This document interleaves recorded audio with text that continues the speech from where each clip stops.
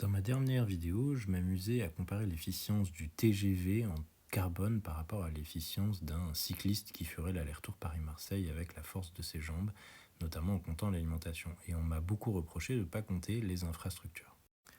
Là, tu vois par une simple petite recherche que on peut retrouver assez facilement, c'est le premier résultat sur les moteurs de recherche, les impacts CO2 par kilomètre et par voyageur du TGV.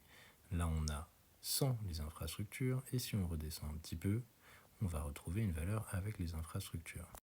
Et donc tu vas voir juste en bas des calculs qui montrent le poids des infrastructures. Là on voit que c'est des choses qui se basent notamment sur les travaux de l'ADEME. Voilà les calculs. Et en fait ce qui est intéressant c'est de voir que les infrastructures pèsent entre 61 et 75% du poids CO2 par kilomètre et par voyageur. Donc c'est loin d'être négligeable, mais c'était bien pris en compte dans le calcul précédent, qui était d'ailleurs plutôt surestimé par rapport à ce qu'on voit là. Donc en cas de doute, cherchez les ordres de grandeur par vous-même, c'est un très bon réflexe.